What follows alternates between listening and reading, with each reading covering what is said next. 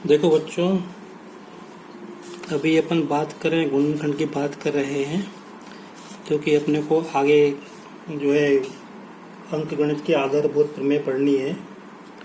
तो उसको समझने से पहले हमको ये कुछ बातें हमको पहले से समझना पड़ेंगी। जैसे अपन बात कर रहे हैं गुणनखंड की, तो 12 के गुणनखंड क्या है? 1 गुणा 12 है ना। पे 12 को अपन 2 गुणा 6 लिख सकते हैं, 3 गुणा 4 लिख सकते हैं, 4 गुणा 3 है ना। इन सब का भाग 12 में जाता है। क्या यहाँ पे जैसे 1 2 3 4, क्या इसके बाद 5 आएगा?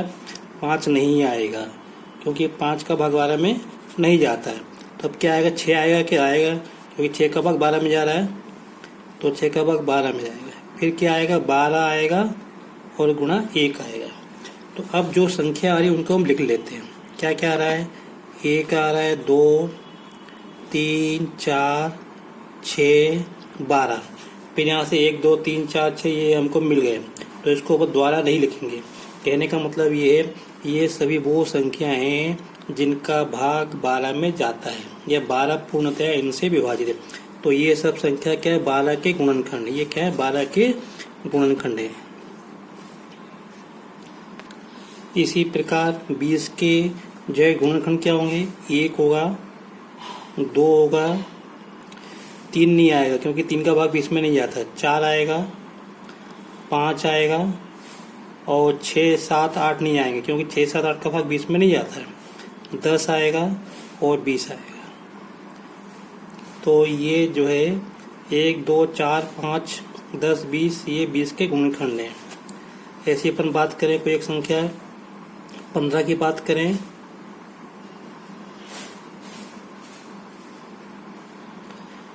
तो अपने को 15 के गुणनखंड क्या मिलेंगे? 15 में 1 का भाग जाएगा, 2 का नहीं जाएगा, 3 का जाएगा और 5 का जाएगा। तो 15 के गुणनखंड ये हैं। अब इसी प्रकार मैंने का कोई संख्या ले ली, मैंने 7 ले ली है, तो 7 के क्या होंगे गुणनखंड?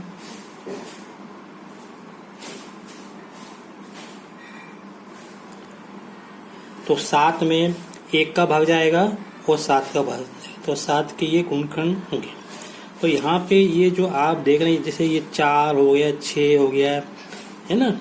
आप इन संख्याओं को देखो, और यहाँ पे तो मैं जो आपको बताना चाह रहा हूँ कि हमको अभाज्य गुणनखंड के बारे में बात करना है। हमको अब आगे ये जो संख्याएं दी, इनके अभाज्य गुणनखंड के बारे में बात करना है।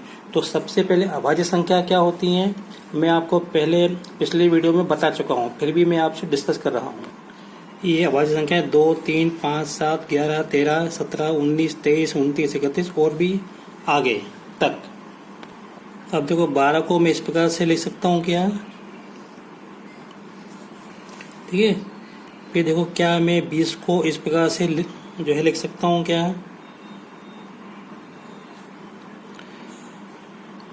लिख सकता हूँ। फिर 15 को 3 गुणा 5 लिख सकता हूँ क्या? लिख सकता हूँ। ठीक है। फिर 7 को 1 गुणा 7 लिख सकता हूँ। तो 1 तो हर एक में आएगा। अब मैं आप ध्यान से देखें, ये 2 2 3 2 2 5 3 5 एक साथ देखो, इसमें है कि नहीं? तो ये 2 और 3 12 के क्या है? अभाज्य गुणनखंड। 2 और 5 20 के अभाज्य गुणनखंड है। 3 और 5 15 के अभाज्य गुणनखंड है। ये 7 तो अपने आप में अभाज्य संख्या है। तो यहाँ पे अपन लिख सकते हैं, यहाँ पे तो कहने का मतलब ये 12 के अभाज्य गुणनखंड क्या होंगे? 2 और 3। 20 के अभाज्य गुणनखंड क्या होंगे? 2 और 5। 15 के अभाज्य गुणनखंड क्या होंगे? 3 और 5। फिर से देखो ध्यान से कि 12 के ये जो हमने गुणनखंड लिखे थे, हमने कैसे लिखे थे? 2 गुणा 3 लिखे थे। हम इसको ऐसे भी लिख सकते हैं, 2 गुणा 3 गुणा 2, मतलब इनको अपन आगे पीछे क्रम बदल के अपन लिख सकते हैं, कोई दिक्कत नहीं। यहाँ पे 3 लिख दिया, यहाँ पे 2 लिख दिया, यहाँ पे 2 लिख दिया, कोई दिक्कत वाली बात नहीं है ना। अपन इनको जो है गुणनखंड किसी भी क्रम में अपन लिख के गुणा कर सकते हैं, तो इनका गुणनफल वही संख्या आएगी। लेकिन हमको जो करना है, हमको ध्यान रखना है कि ये जो गुणनखंड जब हम गुणा के रूप में लिखेंगे तो हमको बढ़ते क्रम में लिखना है। तो ये सही है, लेकिन इसको हमको ध्यान नहीं देना, हमको इधर ध्यान देना है, फोकस करना है कि जो गुणनखंड है उनको गुणनफल के रूप में जब लिखेंगे तो बढ़ते क्रम में लिखना है, जैसे 2 2 3।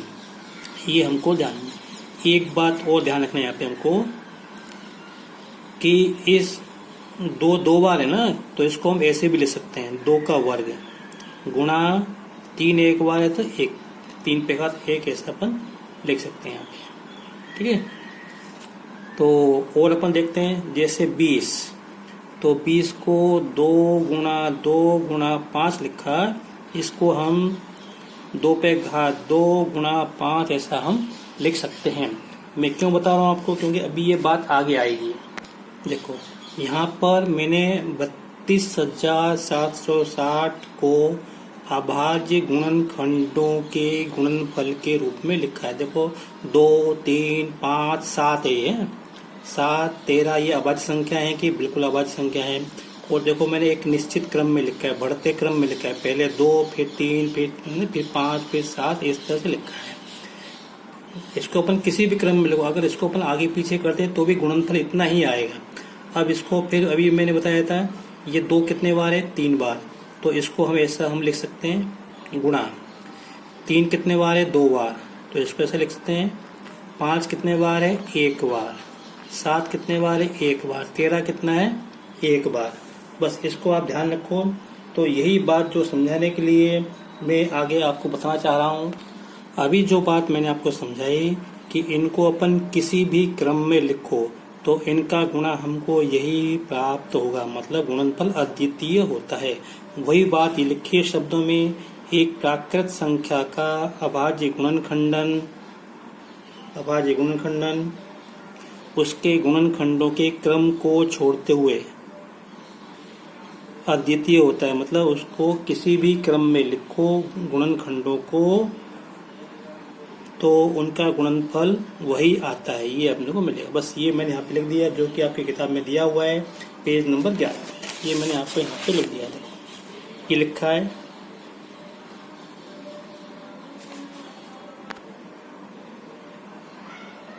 यहाँ पे आप देख सकते हैं ये 2 इस 3 से छोटा है, ये 3 इस 5 से छोटा है, ये 5 इस 7 से छोटा है और 7 13 से छोटा है। इस तरह से ये सभी अभाज्य संख्या हैं। अब इसी को मैं संकेत के रूप में लिखूंगा। जैसे ये संख्या है, इसको मैंने x माना, देखो यहाँ पे x माना, और x कोई प्राकृत संख्या है, इसके हमने अभाज्य गुणनखंड किए। तो अभाज्य गुणनखंड मान लो क्या है, P1 गुणा P2 गुणा P3 P4 P5, इस तरह से Pn तक। तो ये अगर अपन इन सब का ये संख्याएं अभाज्य संख्याएं, अगर अपन इन सब का गुणा करेंगे तो हमको x मिलेगा।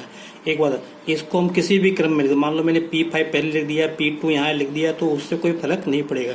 लेकिन हमको कैसे लिखना है, यहाँ पे ये P1 P2 किस क्रम में है, हमको ये P1 छोटा है P2 बड़ा है। P1 मतलब कोई संख्या है, अभाज्य संख्या है। P1 छोटा है P2 से, P2 छोटा है P3 से, P3 छोटा है P4 से, और P4 छोटा है P5 से। इस तरह से ये Pn-1 छोटा है Pn से, तो इस क्रम में है। और साथ ही साथ P1 P2 P3 क्या है, सब ये अभाज्य संख्या है। क्या है, अभाज्य संख्या। जैसे ही मैंने अभाज्य संख्या कहा तो आपके दिमाग में क्या आना चाहिए, 2 3 5 7 11 13 17 इत्यादि आना चाहिए। अभाज्य संख्या है, ठीक है। ये जो लिखा है यहाँ पे, यही मैंने आपको समझाने के लिए लिख दिया।